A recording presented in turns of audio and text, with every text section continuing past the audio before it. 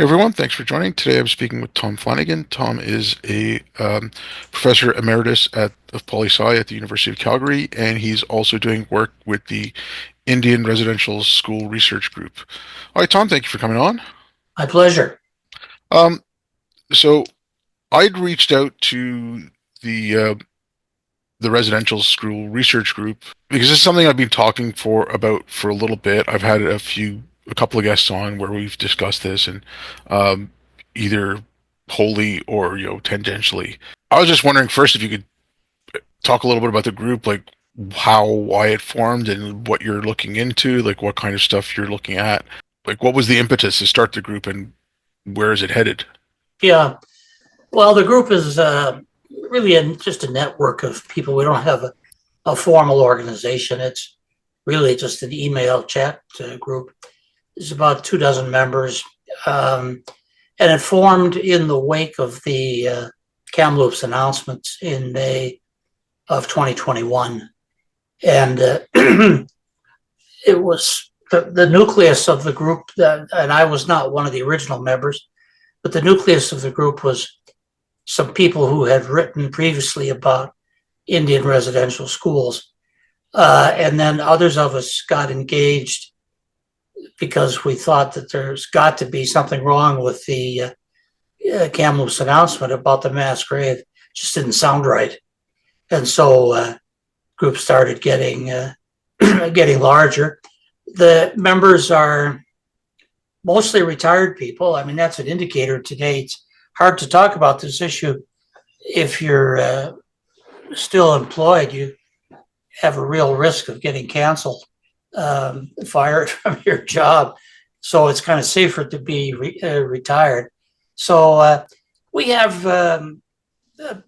professors from various disciplines, political science, history, sociology. We have retired lawyers and judges. We have some journalists, retired, practicing or retired journalists.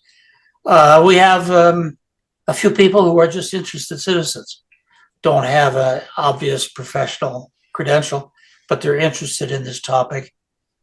So we kick ideas around, and it leads to a lot of publication, but mainly in what you might call alternative media, venues like Western Standard, the Dorchester Review, True North, Rebel News, Unheard in Britain, the American Conservative in the United States. We've mostly been shut out of the what you might call legacy media, except for Barbara Kay, who is in our group and already had a regular column in the National Post. So she has used that to write about residential schools a few times. And then we pulled together what we thought were the best pieces into the book Grave Error, which was published at the end of 2023 by the True North Media Company. And that book has been really quite a success.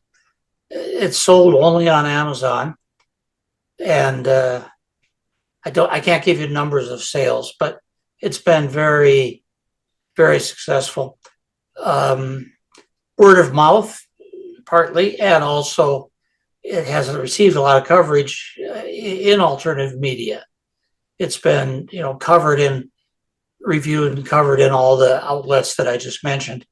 So yeah, it's an interesting way to publish. I had never done this before, but it's been very successful in reaching readers. So we continue. We follow events. The big one to start with were the Kamloops graves, the fake news announcement about the 51 unmarked graves, and I think we did a good job of debunking that and publishing in many places to point out that it was fake news. Now, a lot of our members are preoccupied with the so-called documentary Sugarcane, which was nominated for an Oscar, didn't win, but got tremendous publicity. Sugarcane is another piece of another hoax, another piece of fake news. It's the content. I mean, it's you might argue that it's well shot, beautifully photographed, but the content of it is false from beginning to end. And so we've been trying to expose that as much as possible. So this issue continues in various forms. You debunk the Kamloops mass grave, but then it gets shifted to other claims like sugarcane, which involves the residential school up at Williams Lake. So there's lots of work for our members to do, and they continue to publish where they can, and maybe we'll bring out another book, more grave errors, or something like that, because this is an enormous issue, and we're climbing a mountain here. The fake news got out in front of everybody, and how do you catch up to that? Well, yeah. I mean, that's Mark Twain, right? A lie will get halfway around the world before the truth can put on its pants. And That's right. So we've been trying to pull out our pants and catch up to it, but it's quite a job. But anyway, we feel we've made a little ground in debunking the Kamloops announcement. Yeah. So that's probably our biggest success so far. Okay, so there was a Kamloops announcement, but one thing I noticed about a lot of whether it was Kamloops or it's, I read a couple of pieces. One was by Barbara Kay on sugarcane, and then there was another one. There was an article actually. It's on your website by Michelle Sterling. Mm-hmm. So I read those two. So there's that. But like, let's just take the Kamloops thing. I'm gonna link it to something else. So when it was first announced, I mean, I've had to go back and look at this, but when it was first announced, some of the chiefs in that area were saying, "Hey, hold on a second, it's not a mass grave. It's they were trying to be more of a voice of reason." But the activist class picked it up and pushed it along, and in that way, it was similar to. So I'm trying to remember when it was. I think it was just before COVID when there was. Uh, I'm gonna mispronounce the name, but the Wet'suwet'en, they were What's like, so yeah. yeah, they were, they wanted to put in the pipeline. There was like they wanted to do that work, and some of the First Nations wanted it, some didn't, and then you had all those protests across Canada where they were blocking, like railway lines. There was all kinds of stuff going on. I remember in Quebec, they were talking about scarcity of oxygen in the hospitals because things couldn't come through on the rail. Um, and again, it was the activist class that took it up on the behalf of people they saw as oppressed, and they weren't even listening to what those people said. Like, do you find more of a pushback from, like, I know a lot of people start calling them the laptop class, or do you find more pushback from like First Nations? Um, well, I would say both. There's a kind of a professional Indian class which now have jobs in universities and various organizations. They may have ancestral roots on various reserves, but they don't live there anymore. They have well-paid, comfortable jobs, but they're able to get to the media, and they work hand in hand with some non-Indians who have similar views, are also at universities or think tanks, and also have access to the media. So there is dissent, to be sure, but the question is who gets a voice in the national media, who gets to speak to the CBC and CTV and the Globe and Mail.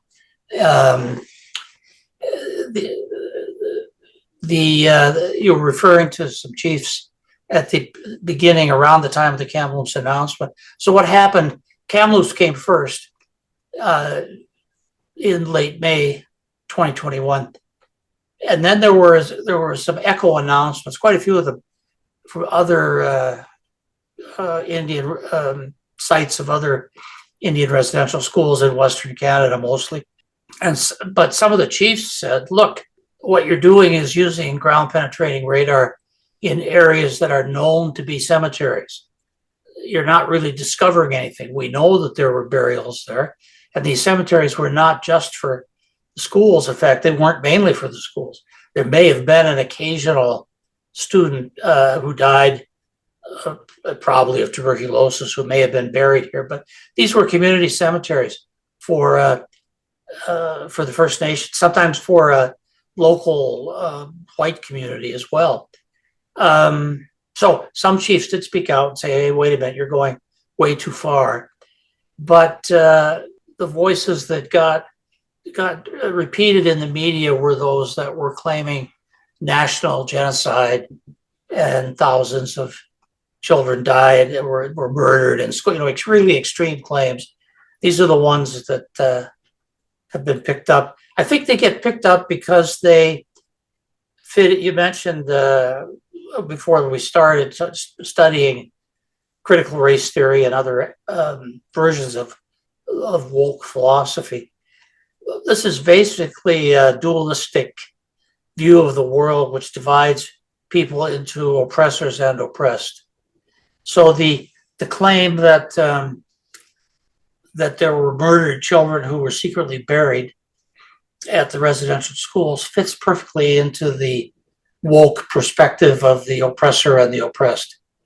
So the wokeism, if you want to call it that, is so prevalent today in the mass media in Canada and in other countries that this you come up with a story about unmarked graves. It's like ringing a bell for Pavlov's dog.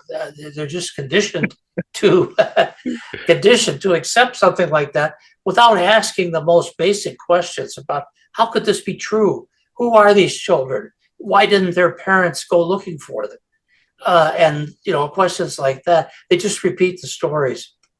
So it's been a real battle to try and bring some rationality to this, because the story was received by woke reporters in the mainstream media, and then went around the world, and it had the backing of the prime minister and other politicians and church dignitaries. I mean, this is one of the craziest things, that the leaders of the Catholic Church and the Anglican Church and the United Church were vying with each other to say how guilty they were of having abused students in the schools. So there was this real chorus of voices that got touched off by the fake news announcement about the unmarked graves. And so, we've been playing catch up ever since. I think the best piece of research to debunk the Kamloops story was the put out by an anonymous writer who calls himself Kamres, Kamres. I think it's meant to be short for camera on a reservation or something like that. He writes anonymously for fear of repercussions. I suspect he may be a federal employee because he has had access to many federal documents. And he has shown that the area where the graves are supposed to be at the Kamloops Reserve is actually a grave where in the 1920s, there were miles of weeping tile laid for dispersal from a big septic tank. It was part of they installed a new sewage control system at the reserve, and you disperse the liquids through weeping tiles under the ground. And that's what was under the ground in the so-called apple orchard. So yes, the soil had been disturbed for sure, and ground penetrating radar picks up soil disturbances, but bodies, probably not. Most likely they were picking up the remains of the weeping tiles, which had never been taken up. They were still there. So that was a devastating takedown of the Kamloops narrative. Not just asking questions, but pointing out that there is a convincing alternative explanation for the bleeps on the ground penetrating radar. So there's never been any attempt to excavate in the apple orchard in the area where the graves were allegedly found. I think they realized that there's nothing there, so I don't expect there ever to be any excavation there. Well, our government just, I mean, it was quietly announced not too long ago, I think maybe 2 weeks, that they're no longer going to be funding any more search for bodies. Yeah, they said there was going to be about $320 million for further searches. Now I don't know how much of that has actually been spent. About I think it was about 12 million went to Kamloops, and they didn't do any digging with it. They all kinds of other stuff, but they didn't do any digging, excavation, which would be the crucial test of the story. So today you're expected to believe it's become a religious article of faith. You're expected to believe that there are 51 children. Uh, it just, oh, sorry, There, I don't mean to interrupt, but I thought in Kamloops they were talking about like 215 graves. yeah, sorry, I misspoke. The Mm, original announcement was 215, mm, later reduced to 200. mm. Um, sorry, this 51 slipped in. It's in my mind because the more or less official count of deaths at the Kamloops School over the 90 years in which it operated is 51. And these are known deaths. They are recorded in the papers, the records of the school and of the Department of Indian Affairs. And there are death certificates for them from the British Columbia Department of Vital Statistics. And there are burial records of, where the bodies were sent for burial, mostly back to their home reserves. So yeah, kids did die at the school over the course of 90 years. You had 51 recorded deaths, but none of those were buried in the apple orchard. That the 200 or 215 allegedly buried in the apple orchard. These are phantom children. Nobody knows who they are, where they come from, when they died, supposedly. Um, it's crazy, really. I mean, from any kind of factual point of view, that you could announce that there's all these unmarked graves, but you have no idea who's buried there. What sense does that make? Yeah, just like aside from the graves for a minute. Now, a lot of people said, "Oh, we were never taught about residential schools and when in our history classes." But I went through, I went through primary, middle, and high school, but from the mid '70s to the late '80s. Our history class in high school, we learned about the residential schools. Now, how much of it was factual or not, it was taught to me as okay, they were a horrible thing.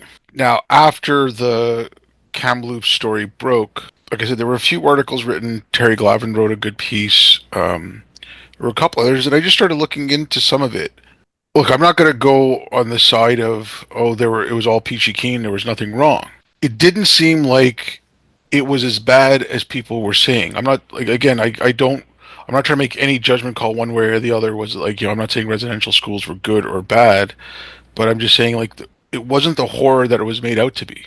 So I don't know if you've looked into any of that, or if or if anyone in that group has looked into any of that, or were you mostly concentrating on the graves? No, we have looked at other aspects of the history of the schools as well, and let me perhaps try and dispel some misconceptions. Um, First of all, the notion of forced attendance. Um, Only about a third of Indian children, maybe not even that many, went to residential schools. Uh, the largest number went to so-called day schools on the reserves, where they lived at home and then they went to school during the day. It was just like public school in town. The residential schools mainly served areas where population was so thinly scattered that you couldn't support day schools. There just weren't enough kids in one place, so that you had to bring kids together. Um, so there was no obligation to attend any school at all for Indian children until 1920. And in 1920, the Indian Act was amended to make school attendance mandatory, uh, but attendance at residential school was required only if no day school was available. Beyond that, every student who was sent to the residential school had to go with the permission of their parents. So these forms exist. They're in the archives of signed parental consent or guardians, and there were a lot of orphans. So sometimes the signature is from a guardian. Okay, so that's important to bear in mind. Secondly, to bear in mind that we talk about residential schools, we're talking about a very long period of time. They go back to the early 19th century, actually even before that on a small scale, but they go back well into the 19th century. And then the numbers start to increase late in the 19th century and into the 20th century. But you have to remember that Canada in these early years was a poor rural country, and people lived in difficult conditions out on the prairies or in the north. Everybody did. My wife's grandparents lived in a sod hut in southern Alberta. When they came, they were Mormons that came up from Utah, Idaho, and they built a sod hut to get started in Canada. So these were hard times, and the conditions in the early residential schools, they looked poor by modern standards. These were wooden buildings, and the diet was monotonous and so on. But they got better as time went on. They built big modern brick buildings with athletic facilities and swimming pools, hockey rinks, and so on. So the conditions were not the same. You can cite bad conditions from the early 20th century, but times were tough for everybody and things got better. So that's important to remember. You got to remember, pinpoint what period of time you're talking about. Thirdly, there's a lot of criticism of corporal punishment. But this was standard in all Canadian schools until the 1970s, I would say. Public schools, Catholic schools, boarding schools, the strap was universal. I don't know whether they were still using it. You say you went to school in the 1970s. I don't know whether it was still used in your school system or not, but it was being phased out by then. But certainly it was still in use in the 60s. So the fact that it was used in residential schools in the context of the day was nothing unusual. Maybe it was used too much. You have to look at questions about which school at what time. There are reports of too much use of the strap, and it wasn't usually the teachers who did it. It was the dorm supervisors, who were often Native people themselves, and people were fired for excessive corporal punishment. So yeah, I'm not saying it was perfect, but the fact that corporal punishment existed was a universal fact of the time until the 1970s. Sexual abuse. There clearly was some. There have been some prosecutions, not a great number, but there have been a few prosecutions and convictions. Sexual abuse is a documented fact of life in many boarding schools around the world. It's often perpetrated by older students against younger students, but also by adults against students. And it's a terrible thing. And there probably are many people who got away with it who should have been prosecuted who weren't. But how rampant was it? Was it worse than existed in comparable non-Indian schools in Canada? I mean, there have been scandals about sexual abuse in Upper Canada College, for heaven's sakes, the most elite school in the country. There was a big scandal there about sexual abuse a few years ago. So, yeah, we're dealing with human beings and human institutions. Some things go wrong. I'm not defending what the wrong things that happen, but attendance at the residential schools, for the most part, was voluntary, and they fulfilled a need that otherwise could not have been fulfilled. I don't see that there was an alternative for providing an education to many of the widely scattered First Nations of the Canadian West and North. This is an enormous geographical area, small population. Day schools were established where they could be, but in many cases they wouldn't have been practical. And so, with all their imperfections, I think residential schools had probably filled a need. And the government of Canada wanted to phase them out starting after the end of World War II. But they met a great deal of resistance from various First Nations that wanted to keep them. Phasing them out was slow because many First Nations said, "Hey, look, this is our school. We want it. We want to keep it. We think it's the best option for our kids."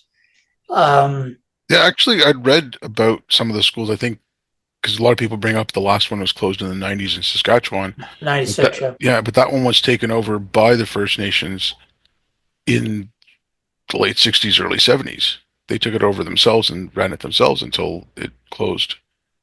Yeah, when you look at the phasing out of the residential schools, it was done in various ways. Some were eventually just shut down completely, and the kids were then bused into public and Catholic schools in the nearest town. Some were taken over and run by the government of Canada, taken away from the religious orders. And then some were turned over to the First Nations themselves. Others were turned into hostels, and kids would stay there, but then they would go to school in town. You know, what was the alternative? If the reserve was too far from town, the kids could either board in town with a non-Indian family, or they could live in the former school, and it would be like a hostel where they stayed overnight, but then they went to school. That's what happened in Kamloops. The Kamloops school, I can't remember the dates without looking, but long before it shut down completely, the Kamloops was turned into a hostel, and the kids went to the public and Catholic schools in the town of Kamloops. So there were various ways of phasing them out, which started in the 1950s and went on gradually. So again, it's hard to describe as a whole. You really have to look, say, what school are we talking about and what happened at that school. But the government of Canada was not devoted to keeping these schools. They were, after the end of World War II, they said that, you know, these schools had a justification in the past, but now the time has come to start phasing them out. And a lot of the resistance to that came from First Nations themselves. So the schools were not that unpopular with the First Nations, as is now said. There's so much anachronism here. When you go back to the time of, let's say, the 1940s and 50s, you had quite a popular image of the schools. You had lots of former students who were saying how good they were. A lot of First Nations themselves were saying, "Hey, let's keep these schools open."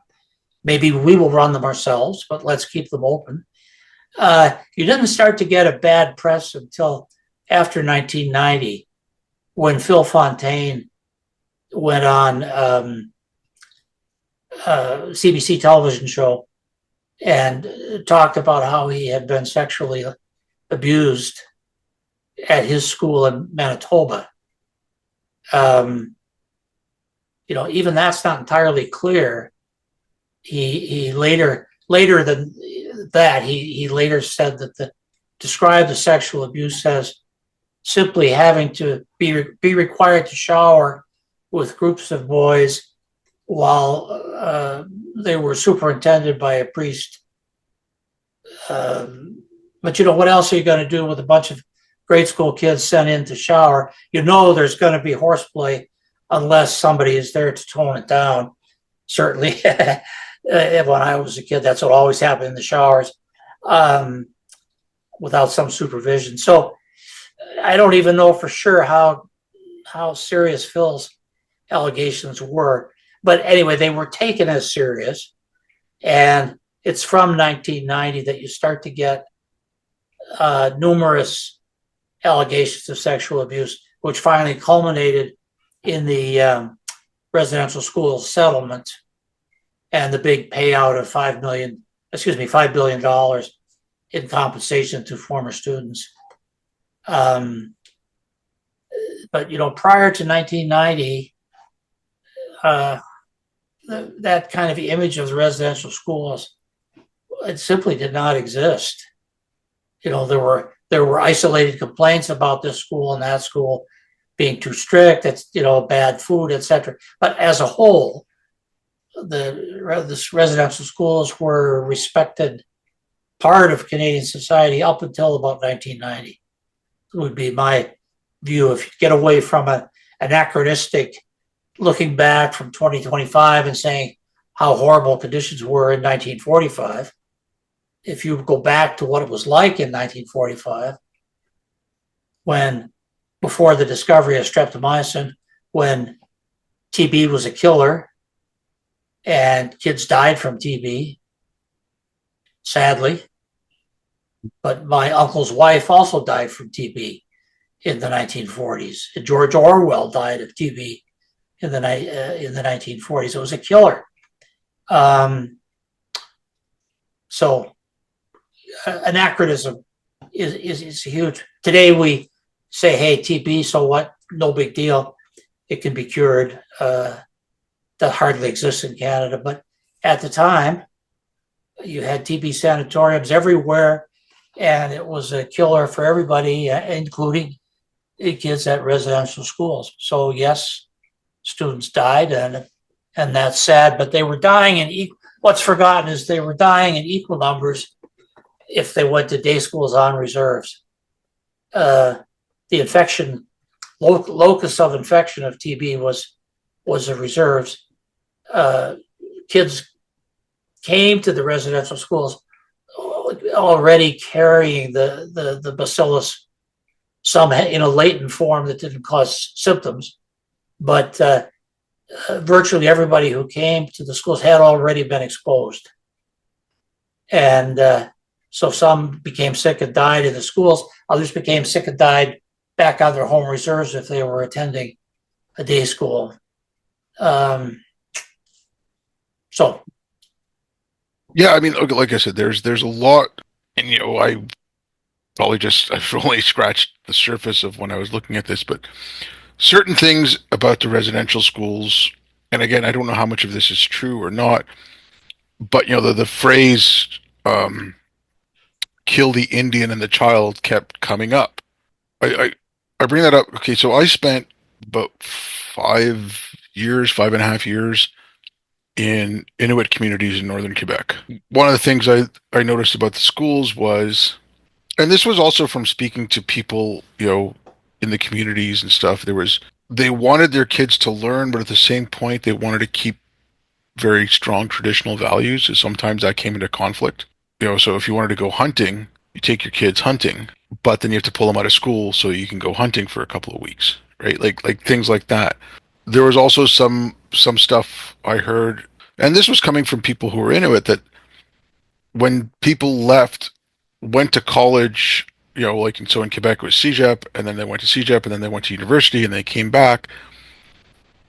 They were almost scorned because, oh, you think you're better than us, that type of mentality. When I brought up, like killing the Indian and the child, like I don't know if that was a widespread thing, or like when I hear that to me sounds pretty bad. Like it's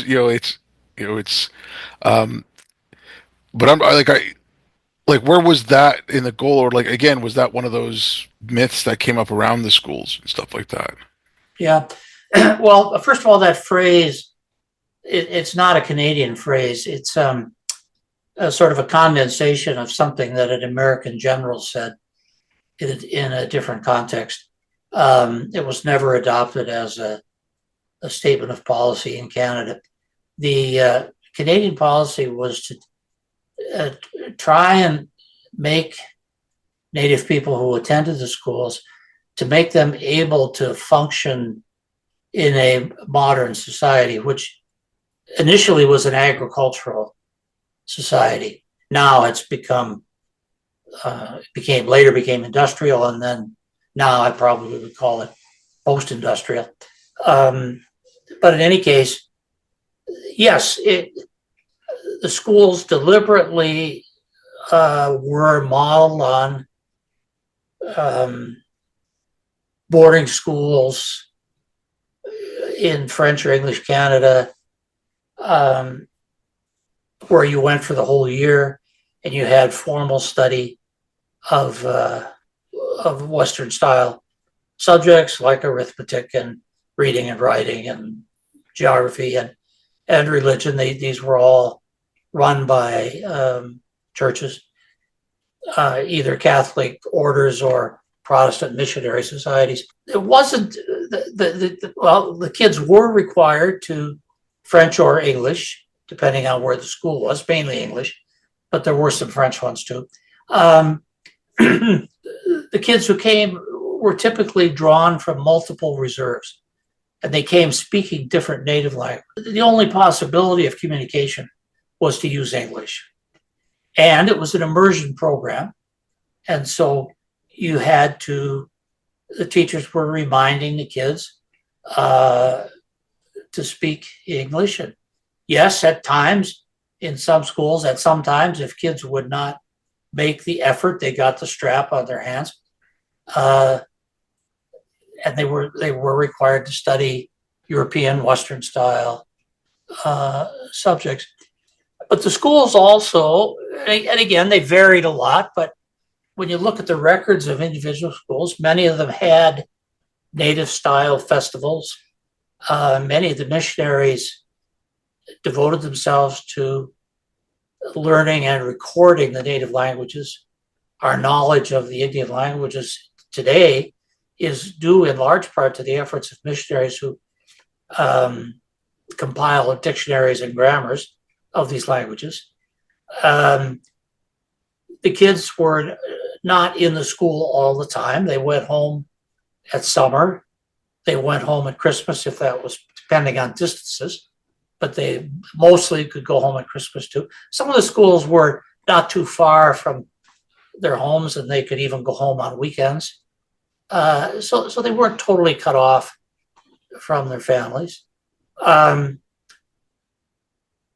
average length of attendance is said to be only about 4 or 5 years.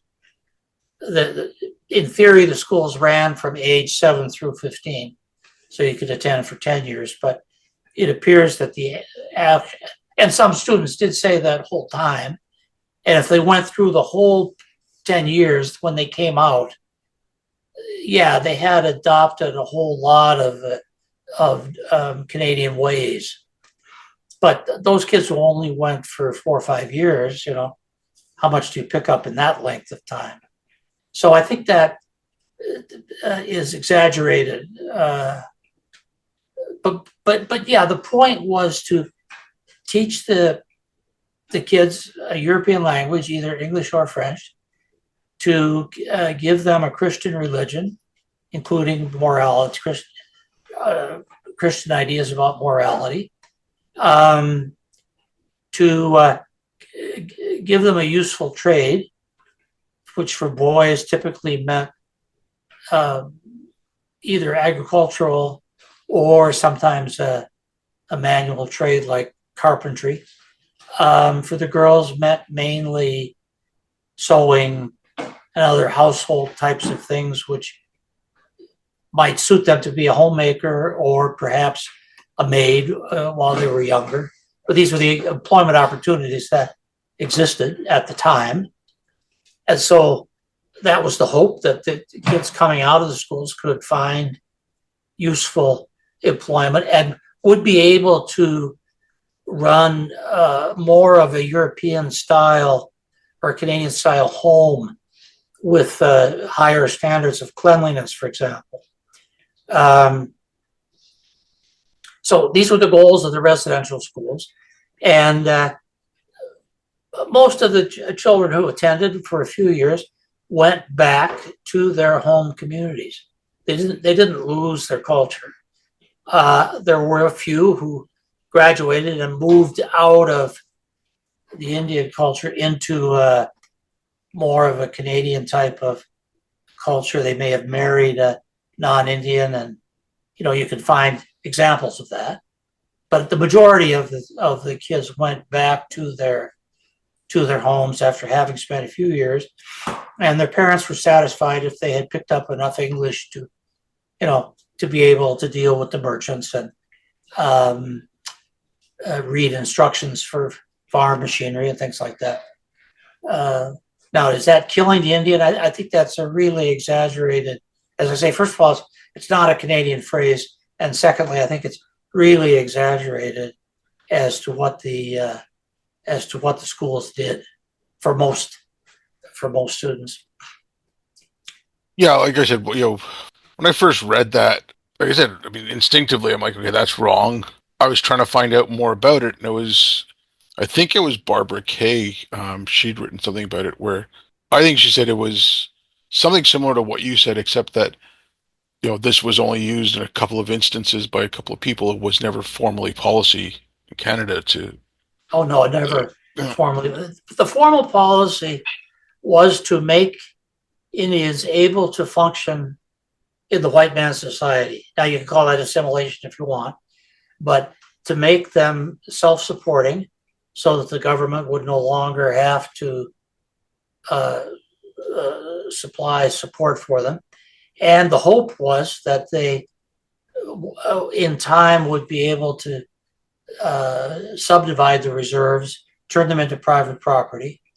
Indians then would have their own farm taken from reserve land. And so they would cease functioning as a kind of a collective and become British subjects in Canada, voting, paying taxes, etc. That was the long-term hope of the policymakers. Now, it didn't really, those hopes weren't fulfilled for the most part.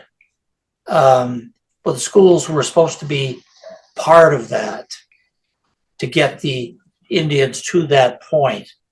So it's not really a destruction of culture. The thought was that they could continue to keep many aspects of their culture, traditions, foods, dancing, stories, recreational things, etc. But they would have to learn to be able to speak English, to function in the economy, to be employable, because except in the far north, hunting and fishing as subsistence means were gone. When the buffalo disappeared, that was the livelihood of the Plains Indians. That's when the schools were started to proliferate. There had been a few, but it was after the disappearance of the buffalo that the government of Canada said, hey, we have to start supporting these schools because these poor Indians have lost their only support, which was the hunting of the buffalo. It's just not there anymore. They're going to have to be able to support themselves by farming, and some with, knowing trades that they can be employed. And I think that was a rational decision. what was the alternative? Um, just to support Indians on rations forever. So the goal was to gradually, as soon as quickly as possible, but recognizing this would take a long time, you start to make them able to fit into the Canadian economy, and that's where the residential schools come in, and not just the residential schools, but the day schools as well. Also had some of the same objectives of teaching them English and Christianity and a basic knowledge of arithmetic and reading and writing, and perhaps some useful trade.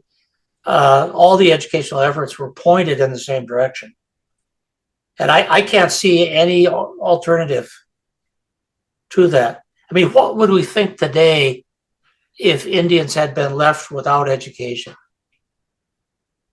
If the government said, okay, Indians have their own way of life, we'll just leave them that way. Well, Yeah. the preconditions for their way of life had vanished, except in the far north. But other than that, the game, buffalo and other game just weren't there anymore. You couldn't support yourself by a hunting gathering way of life. It was impossible. The Indians, without education, they probably would have just died off. Some might have, intermarried with the whites, and they might have some genetic survivals, but as distinct peoples, because this wasn't Brazil where Indians could live in deep jungles. This was Canada where the prairies were beckoning to white farmers, and you couldn't stop the population moving in. But the game was already gone. The buffalo and other animals were already gone for the most part. So, people, it's easy today to say, oh, yeah, the schools were too strict. They were killing the Indians' culture. It's a cultural genocide, etc. But, move yourself back to 1882 after the last buffalo was seen on the Canadian prairies and ask yourself, what are you going to do? I can't see any logical alternative other than what the government did. I mean, today it may look imperfect with the benefit of hindsight, but looking at it from the standpoint of politicians elected to govern in 1882, what else were they going to do? So they looked across the border. They found the model of residential schools, trade schools, industrial schools, they're called, already functioning in the United States, like the famous Carlisle, where Jim Thorpe went. And they said, hey, this can work in Canada. It can be even better because in Canada, we have all these missionary priests and ministers who would like to run these schools. So all the schools in Canada were religious schools, whereas in the United States, many of them were run by government rather than by churches. But apart from that, they were similar. So we adopted the American model and Canadianized by turning it over to the churches. Honest to God, I cannot see what the alternative would have been. So that's what I ask people when we discuss this. What would you have proposed back in 1882 as a way of helping the Canadian Indians to survive in a radically changed environment? Just something I want to touch on. It's so, as I mentioned, I'd worked and lived in Inuit communities, and so anyone who was not from northern Quebec, so who'd come from like Montreal or Quebec City or Ottawa or someplace like that, if they had kids in school, usually by the third grade they got them out and they moved back down to southern Canada. And so I was actually working up there with someone I'd worked with overseas, and he actually was my boss. When his daughter was going to the third grade, that's at that point that him and his family left. And so as soon as anyone who was not from there had a kid, they had an expiry date on them. Because if someone stayed in the school there and graduated from high school and came to, let's say, Montreal to go to CEGEP, they would have to do, almost all of them would have to do a makeup year. Like there was, less than, like, I guess 1% that could get in without a makeup year. And part of that reason was attrition. So, like I said, my friend who left when his daughter was going into third grade, he told me that from kindergarten to the end of grade two, so that's 3 years, she had 8 different teachers. I'm wondering, we can get into whether it was a good idea to give these to the churches or not. I mean, there was all kinds of scandals with the churches. Because it was run by churches, did they have more of a continuity of teachers, or were there, like, was it the same kind of attrition with teachers that I saw up in the Inuit communities? No, I don't think so. I think it was there was much more continuity. What you're talking about in the north today is also to some extent true of the schools on reserves across Canada. It's a scandal which is largely concealed, is that the standards on these schools are very low. Attendance is sporadic. This is one of the reasons why day school or residential schools were established in the first place. There were a lot of complaints from the teachers in the day schools going back into the 1870s and 80s, as already existed, that we can't get the kids to come regularly. They're not learning very much because they don't attend regularly. So the residential school was one solution to that. Put them in a separate building, on a place, different location. They have to attend. That isn't done much anymore, but the result is, and you've seen it then, up in the north, where attendance is poor, and the kids don't have the same kind of support in school from their parents that we would expect in the rest of Canadian society. So these are some of the real world alternatives. The residential schools were imperfect, but I think they provided in general a higher standard of education for those kids that went through the whole thing up through grade 10. Now, if kids left after 3 or 4 years, sure, they had only learned a little, maybe enough for their needs, but those kids who went, through the whole, all the way, produced what today, we think of as the Indian elite. All the leading First Nations figures, that emerged in the 90s were all products of residential schools. Almost Phil Fontaine, for example. Len Marchand, who's now the Chief Justice of British Columbia. He was a product of the Kamloops residential school. So it was, if they went through the whole program, they received an education, which, if they wanted, would allow them to attend a higher level. I think these priests and nuns and Protestant missionaries, I think they did, they did a pretty good job. And another thing we have to remember is that after World War II, the residential schools were, to a large extent, orphanages. There were a lot of Indian orphans, but the provinces were responsible for child welfare, but they didn't have a mandate to go on reserve.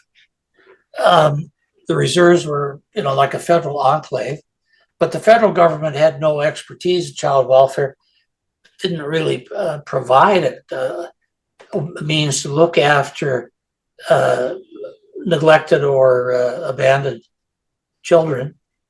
And there were many, as alcohol started to come into the communities. And a lot of these ended up in residential schools because there was no place else for them to go. There were no orphanages on reserves for Indian children. So the residential schools kind of functioned as as orphanages.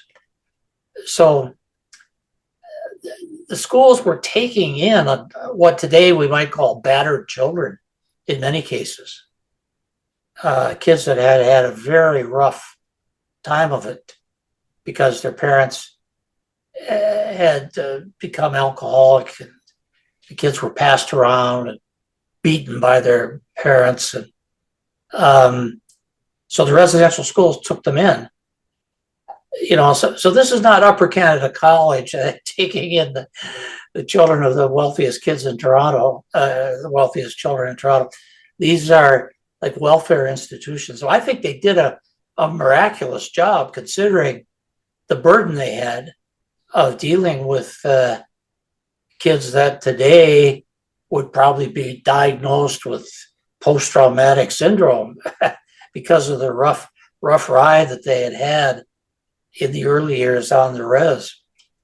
And this is a forgotten aspect, even though it was pointed out by the Truth and Reconciliation Commission that the welfare function, which became very big after the end of World War II. That's another reason why the First Nations were reluctant to shut down these schools, because the schools were de facto orphanages for large numbers of kids whose families had ceased to exist. Again, we forget all of this. This is 50, well, more than 75 years ago. We tend to forget all of these things. Look, I don't want to keep you. I'm very cognizant of the time. I don't want to keep you too much longer, but you mentioned the Truth and Reconciliation Commission. Now, I wanted to touch on this and one other thing. So, if there's all this, if you want to go out and say lies, if there's all this bad information out there about the schools, how can you run? I mean, you can't have a Truth and Reconciliation Commission without the truth. If our government stance is that questioning anything to do with these schools is denialism, I don't understand how we can get truth and reconciliation, because if you can't talk about it, you can't get to the truth of it. And the second aspect of this is Western liberal democracy. So, countries that were built on the foundation of the Enlightenment. We are the only societies that look back and say, hey, we did something wrong. The Chinese don't go back and look at what they did wrong. The Arabs certainly don't go back and look at their colonies and their empire. And, the Ottomans, the Turks don't. Erdogan wants to go back to the Turkish, the old Ottoman Empire. But we've gotten to the point where we wallow in it. And instead of saying, okay, look, we did something wrong, we'll never do that again, we just take it too far. And there's a lot of hypocrisy in what I see. So, and I think these two things are related. So let's just take land acknowledgements. When they do a land acknowledgement statement, they talk about the last tribes that were there before white people showed up. Well, why don't you talk about who was there before those tribes and who did those tribes kill? If you're going to do a land acknowledgement, let's have the chain go all the way back. Like that's not done.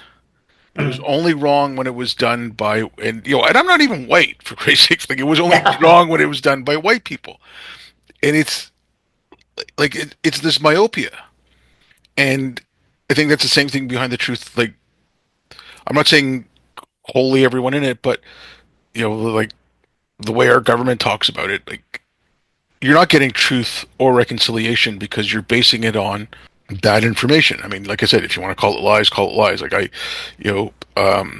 and part of that is that wallowing. And, like I said, I just used land acknowledgements as an example of that. But there was actually a really good political cartoon that came out a couple of weeks ago, and we had Flag Day, and it was said, oh, just before we, celebrate Flag Day, I'm going to make a land acknowledgement about how we're on stolen land.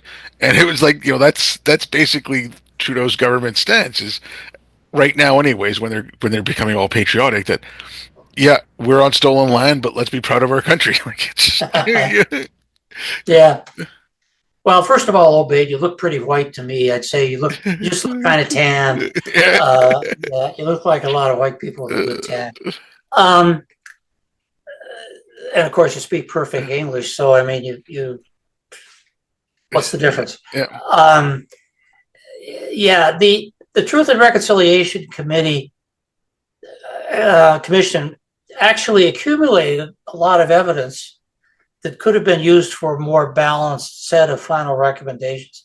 If you go back and look at the 4 volumes, there's a lot of useful history in there and a lot of quite balanced accounts of residential schools. It was in the final volume of recommendations where they really went off in a highly politicized direction and ignored much of the work that they had done before. Why that happened, I don't know exactly, but it happened. And that's what most people read, if they read anything, would be the final volume, which gives a somewhat distorted impression of the whole work of the commission. So what people remember from that final volume is the phrase cultural genocide. And so you go back to you're killing the Indian within the man. Cultural genocide is sort of the same idea, and that's the phrase that they used. And I guess it's not surprising that within a few years, activists moved cultural genocide to actual genocide, and that's where Kamloops is kind of the keystone there, because Kamloops supposedly has these 200 graves, even described as a mass grave.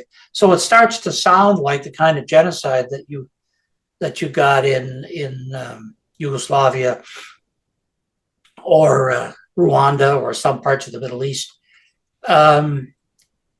So that's where this has led, is the dumbing down of the word genocide, which originally had quite a precise meaning. And now it's used for almost any kind of atrocity. And the world is full of atrocities, but they're not necessarily genocide. So, but the word genocide is used for its political effect. So, yeah, the Truth and Reconciliation Commission, I think they blew it. They had the opportunity to present a balanced view, but they accumulated the right information, actually. But in their selection for the final volume, they didn't draw on that. They made it very one-sided. And now we're living with the consequences of that. So you can draw kind of a developmental line from the commission's report through the fake news from Kamloops up to the claims about genocide that have become kind of routine today by First Nations activists.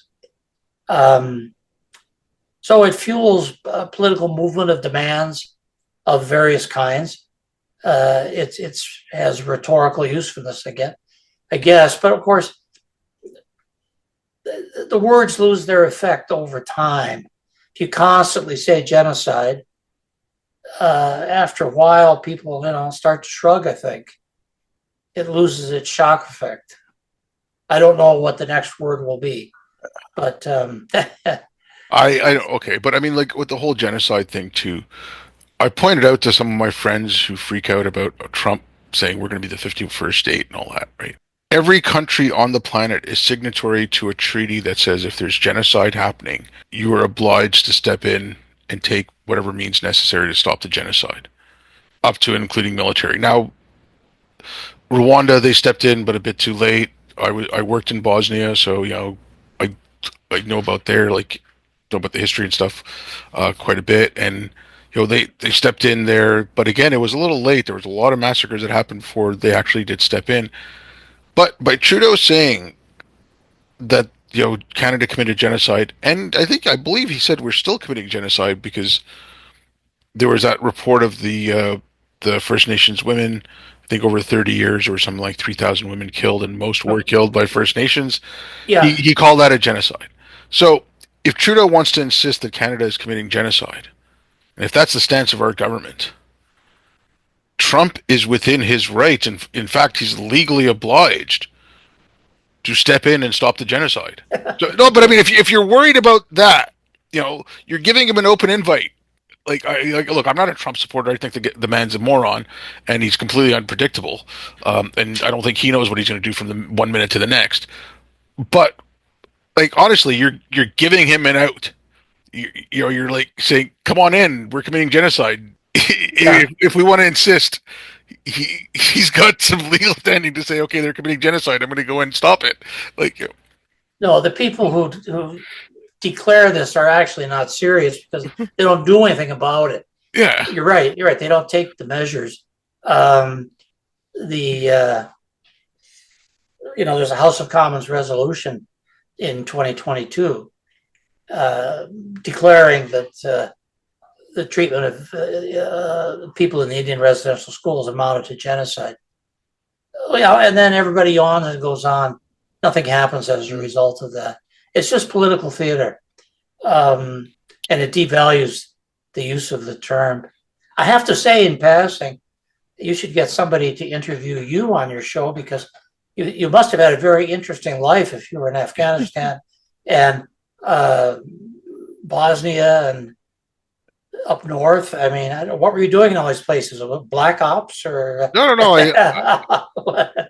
I work in IT. I was setting up Oh, okay. I was setting up Okay. communication systems for the military, and then when I was up north, I was actually working for the government up in. So there's a regional government up in northern Quebec, and Yeah. I was working for them to provide internet connectivity to the Inuit communities up there. So Okay. So anyway, you've seen a lot of highly fraught situations. yeah, but yeah, whatever. I'd rather speak to other people and find out about Uh, things that interest me than blab on about myself. your life sounds like it's been a lot more interesting than mine. I just confined to the classroom mostly. Well, look, Tom, it was very good talking to you. I'm going to include the link to the IRS, like the IRSRG. Yeah. yeah. Sorry, it's a long. Well, yeah. Thanks for that. But if there's anything else you want me to include, please let me know. If you have any kind of social media that you want people to know about, let me know. I'll put that in the description. Again, it was very good talking to you. It was good to kind of get some background on some of the stuff that, like I said, I've just touched on the periphery, and it's you know, well, Well, it's been a pleasure. well, thanks again, and thanks Okay. everyone for listening.